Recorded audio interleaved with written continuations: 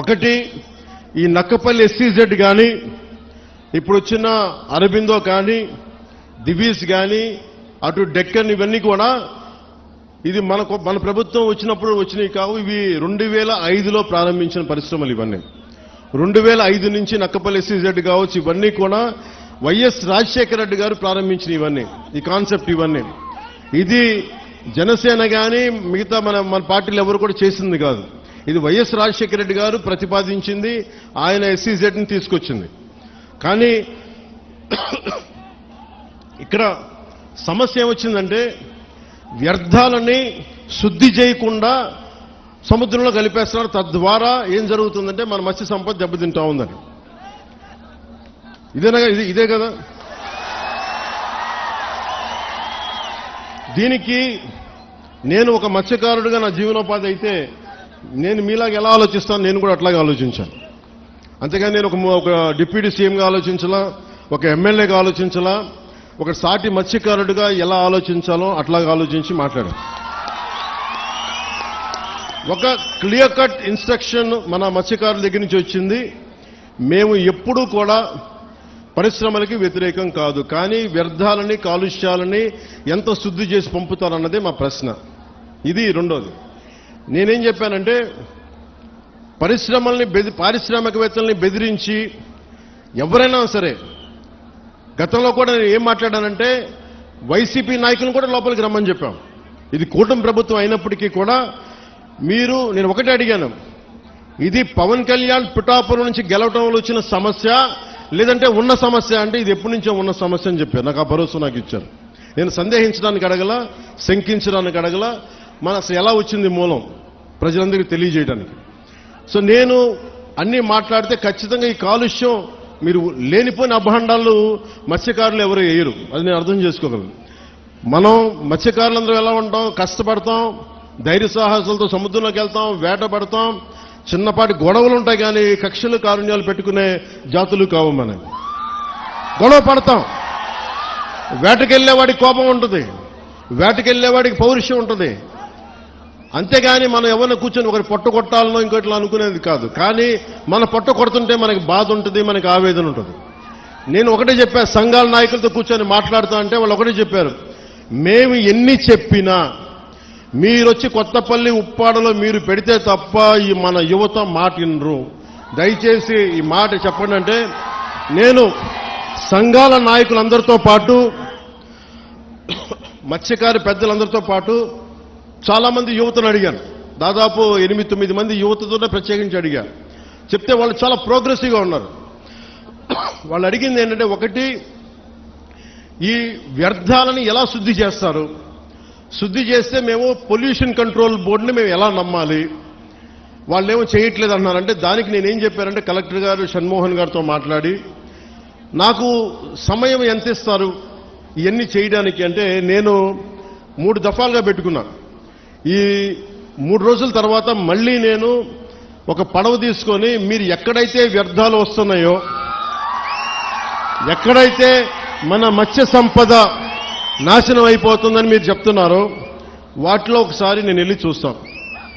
ఎందుకంటే ఒక మత్స్యకారుడిలాగా వెళ్ళాలి అంటే నేను కూర్చోబెట్టి 4 గోడల మధ్య ఉంటే ఇది నాకు మీరు అది అర్థం అవడం కంటే కూడా పేపర్లు తీసుకొని ఆ రిపోర్ట్ చదవడం కంటే కూడా మీరు లోపలికి వెళ్ళి వేటలో వెళ్తే ఎలా ఉంటుందో అలాంటి పరిస్థితుల్లో మీరు ఏమి అనుభవిస్తున్నారో అది చూడడానికి నేను కూడా పడవ తీసుకుని ఒక 2-3 రోజులు తర్వాత ఇక్కడే మన కాకినాడ పోర్టు నుంచే మొత్తం వెళ్ళి ఈ కోస్టల్ లైన్లో ఎక్కడైతే పొల్యూషన్ ఉందనేది మన మత్స్యకారు యువత కానీ నాయకులు కానీ వాళ్ళు చూపించిన ప్రదేశాల మేరకు నేను వెళ్ళి దాని నుంచి నేను స్వయంగా నేను పరిశీలిస్తాను. 1.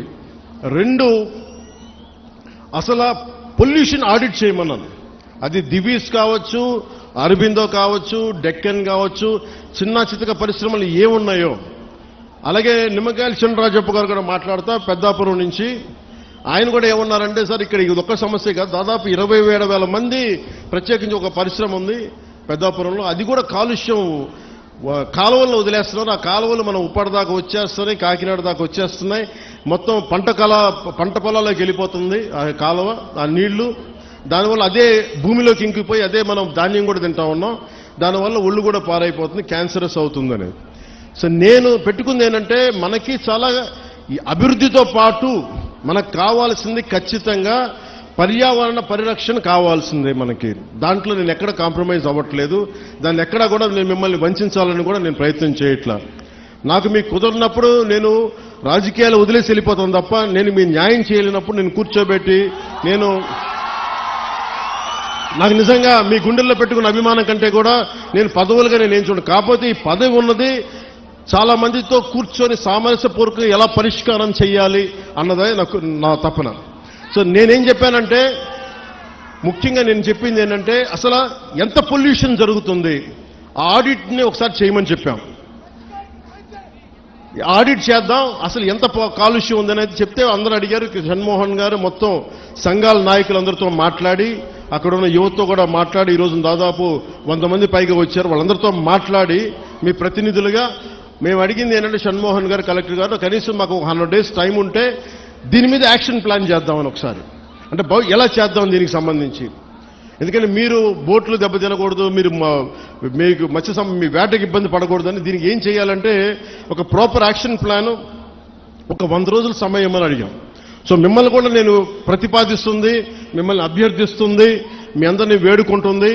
మాకు కనీసం ఒక 100 రోజుల సమయం కనుక మీరు ఇస్తే దీనికి ఒక రోడ్ మ్యాప్, ఒక ప్లాన్ క్రియేట్ చేసి మీ ముందు పెట్టి మీ అందరి అనుమతితోటే మనకి ఉపాధి అవకాశాలు ఉంటూనే మనకి కాలుష్యాన్ని ఎలా నివారించాలి అన్న దాని మీద నా ప్రణాళికకి నాకు కనీసం ఒక 100 రోజుల సమయం కావాలి.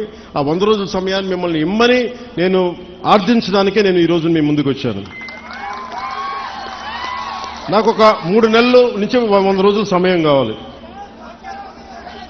సో మీరు ఆ 100 రోజుల్లోపు నేను ఒక రోడ్ మ్యాప్, ఒక పరిష్కార మార్గం, అవసరమైతే దీన్ని క్యాబినెట్లో మాట్లాడతాం, లేదంటే అసెంబ్లీలో కూడా మాట్లాడి మీకు న్యాయం జరిగేలాగా నేను ముందుకు తీసుకెళ్తాను. మీ అందరికీ నేను మనస్ఫూర్తిగా మీకు తెలియజేసుకున్నాను. సో నాకు 3 నెలల సమయం మిమ్మల్ని, ఇది ప్రజాస్వామ్యం, నేను 4 గోడల మధ్య కూర్చొని నేను అడగట్లా. నాకు ఒక 100 రోజుల సమయం కావాలి. ఏం చేద్దాం చెప్పండి, అవునా కాదా? 100 రోజులు సమయం ఇస్తున్నారా? నాకు